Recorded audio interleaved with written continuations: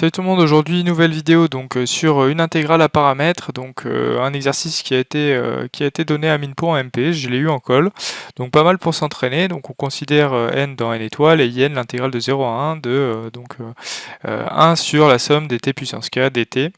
Premièrement, il faut montrer que la suite in converge. On note L sa limite et il faut trouver un équivalent de in moins L pour n qui tend vers plus infini. Donc voilà pour l'énoncé, n'hésite pas à mettre sur pause, à chercher l'énoncé par toi-même, à lâcher un petit like si tu penses que la vidéo va t'être utile, et ensuite je vais donner des indications et passer directement à la correction.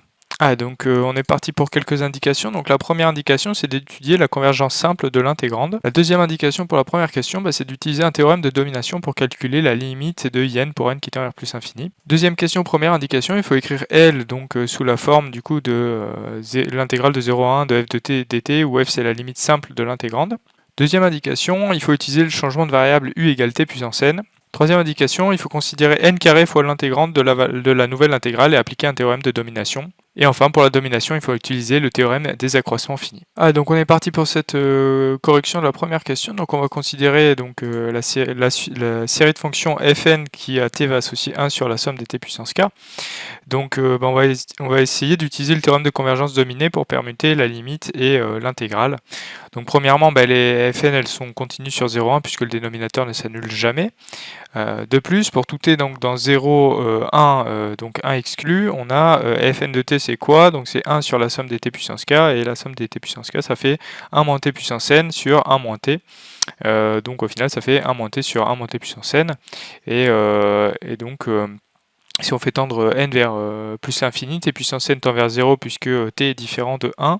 Et donc on a la limite de fn de t qui vaut 1 moins t puisque t est dans 0,1. Donc comme j'ai dit, t est plus petit que 1. Et donc t puissance n tend vers 0. Maintenant si t égale 1, attention, on ne peut pas le faire parce que sinon on aurait divisé par 0. Donc si t égale à 1, fn de 1 c'est quoi? C'est 1 sur la somme des 1 puissance k. Ça fait en fait 1 sur n puisqu'il y a n termes sur la somme du bas.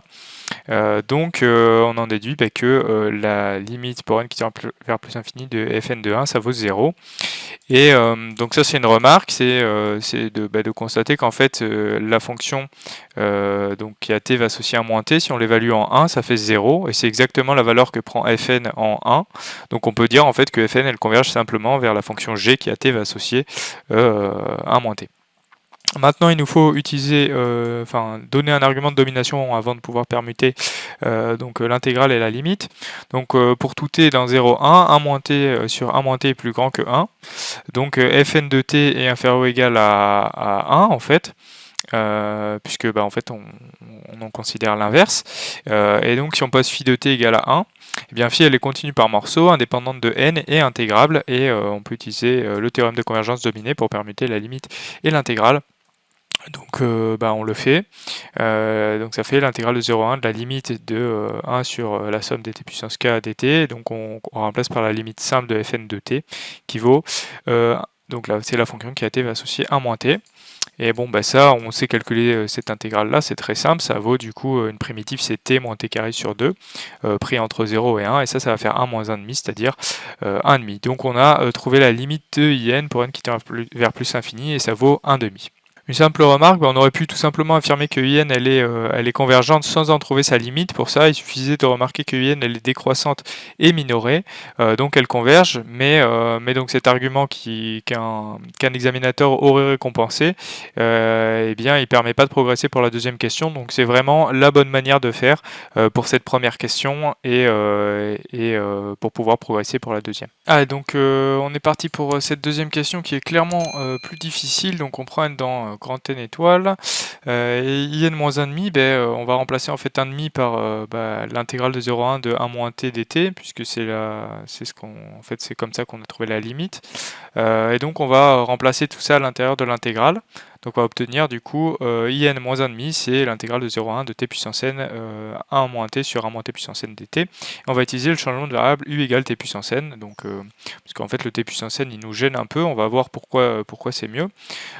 Donc un tel changement de variable il est C1 et bijectif, donc on a le droit de le faire, et donc t égale u puissance 1 sur n, ça fait dt égale 1 sur n u puissance 1 moins n 1 sur n moins 1 du.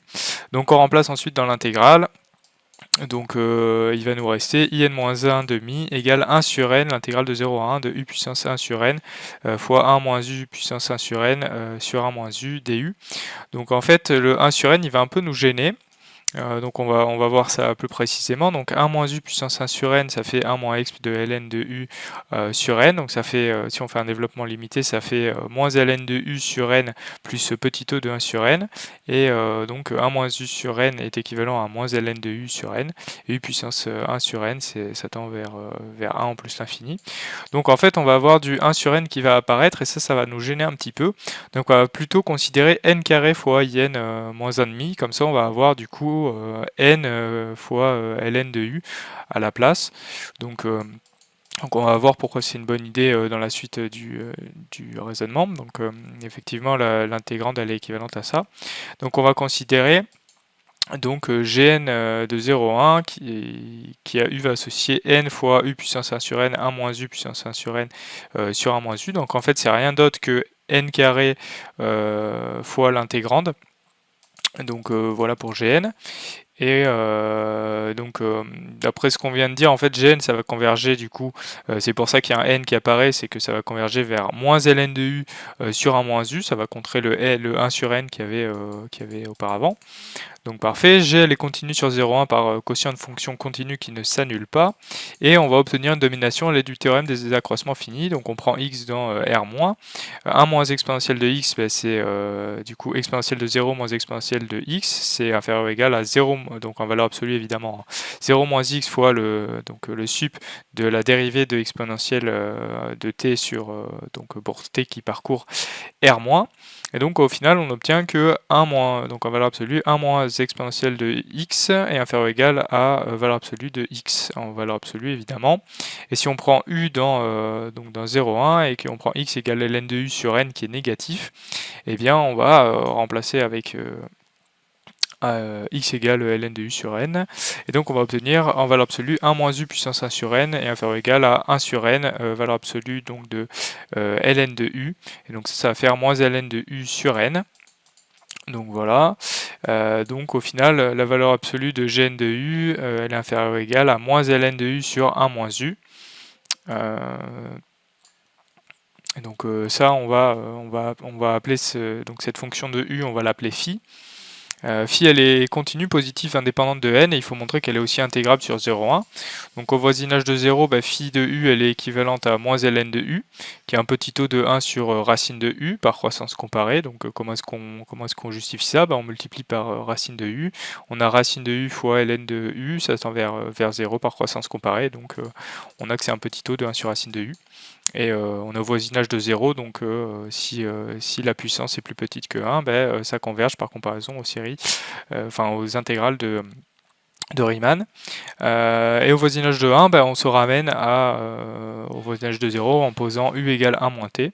Donc phi de u c'est phi de 1 moins t, ça fait moins ln de 1 moins t sur t, c'est équivalent donc à t sur t qui vaut 1 pour t qui tend vers 0.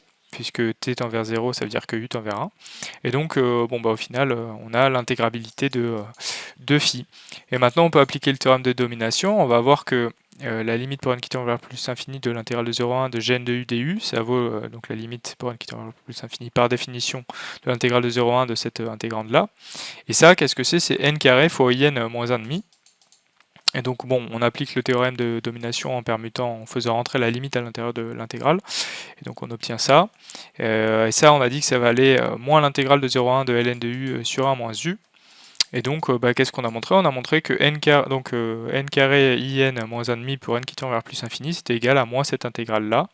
Et donc in moins 1,5 c'est équivalent à quoi? C'est équivalent à moins 1 sur n carré fois l'intégrale de 0 à 1 de ln de u sur 1 moins u du.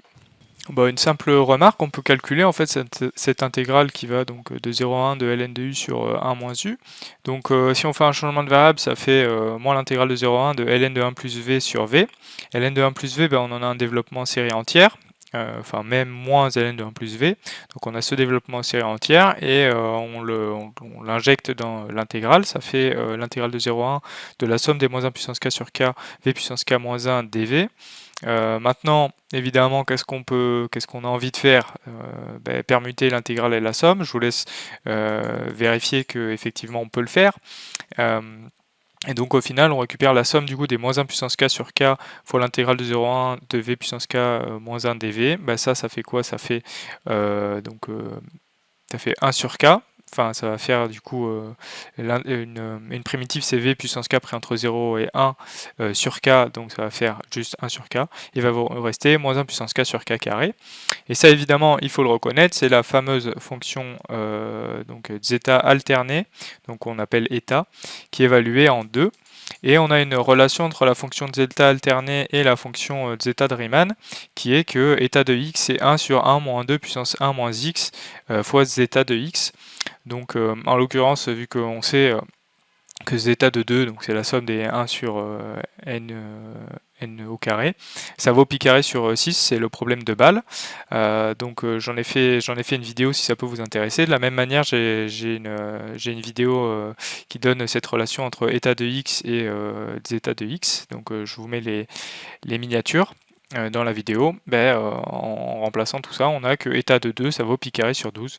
Et donc donc in-1,5 c'est équivalent du coup à moins pi carré sur 12. Enfin même je crois que le moins du coup il disparaît, pi carré sur 12 n carré. Et donc voilà, on a bien trouvé un résultat plus précis que ce qu'il y avait dans l'énoncé. Voilà, donc c'est fini pour ce bel énoncé. J'espère que tu auras appris des choses, que ça t'aura permis de revoir ton cours donc sur les suites et séries de fonctions. En tout cas, n'hésite pas à t'abonner, à liker, à mettre la cloche. Il y a plein de nouvelles vidéos qui vont arriver. J'espère te retrouver sur l'une d'entre elles. Salut!